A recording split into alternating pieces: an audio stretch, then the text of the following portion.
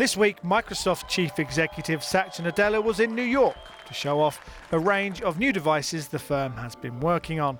But before showing them to the world, Microsoft invited me to Seattle and into their lab, a place where the firm's devices are conceived and perfected in a number of curious and, as you'll see, painful ways.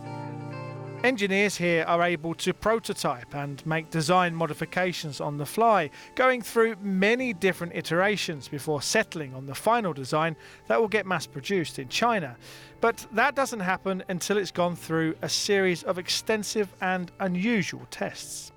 This is Microsoft's Human Factors Lab. It's here where they test their new devices for how they're going to look, how they're going to feel, including under different lighting conditions, like when you're at home or if you're in bright sunlight. The work that takes place in the Human Factors Lab is a closely guarded secret. In fact, it's a closely guarded secret even once the products they've made are released to the public. As far as these people are concerned, if they've done their job properly, you won't notice their efforts. This machine is monitoring my brainwaves to see how much concentration it takes to perform certain tasks, such as typing. And this test is looking at how much muscle strain I endure when I open a laptop, something that didn't seem too strenuous to me, but is apparently very important. To find out what I'm going through, a wire the width of a human hair is implanted into my hand and then monitored for activity. And then we have our ears to think about. Microsoft is following Apple and Amazon and Samsung in coming out with its own so-called smart earbuds. These are devices that you stick in your ear to hear things, obviously, but also you can use touch gestures to interact with your computer. What we have is a small amount of prototypes that it took to design Surface earbuds.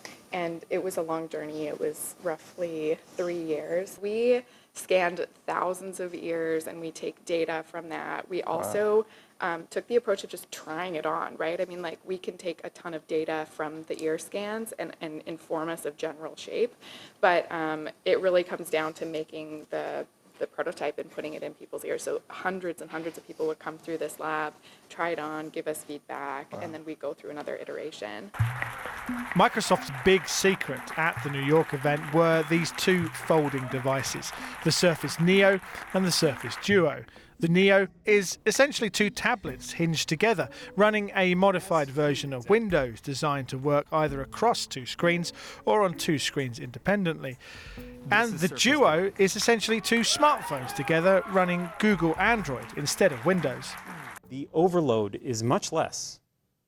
I'm staying in context on a web browser on one side, I'm using Edge on one side, and I'm looking at my mail on the other. I have a calendar on one side, I have my mail on the other. But it's structured in a way that you're actually optimizing and feeling good about being productive. The devices have been a long-term passion project of Panos Panay, Microsoft's Chief Product Officer. He's very attached to this idea. The devices won't come out until late next year. Before then, a few glitches need to be ironed out. I'm going to open mail here. I'll use a pen because touch is a little bit better with a pen. I think I overheated my device. Curse of the demo. Microsoft has taken a different approach to their rivals. Samsung's Galaxy Fold, for example, is already on the market, and that has a screen that goes all the way across the hinge, although some users have complained that that screen isn't particularly reliable. This is the biggest range of hardware Microsoft has ever launched in a single year, adding new lines to a side of its business that in less than a decade has become worth more than $5 billion a year to Microsoft. We were the first to create the two-in-one category when no one thought that that could be done. We then created even the desktop that could become a canvas for creativity with Studio. We created HoloLens that brought what was digital and physical together, and we've continued to innovate. And so therefore this two-screen innovation is what we think is fantastic for the kinds of things that we care a lot about, which is productivity, creativity, pen input, to me able to have Teams on one side and then to be able to take notes, like that's an everyday scenario.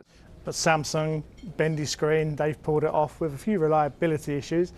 Huawei, they seem to have done the same thing. So was Microsoft trying to do that, or did it just take a different direction? Which is a different direction. In fact, I've been using even the Samsung Fold. It's a beautiful device. We have worked very closely with them on getting our software on Samsung, and so we think that that's great innovation too. So I celebrate whenever new computers and new computing is created, because I think that's what the world needs. If anything, one of the other things we want to sort of do is, like, consumption is great, right? I mean, more browsing, more shopping, more binge watching, that all has, you and I do that, but also more creativity and more productivity is also great. We want that balance. To some degree, the last 10 years has been more about consumption, less about creation, and we want to swing that balance to the right place.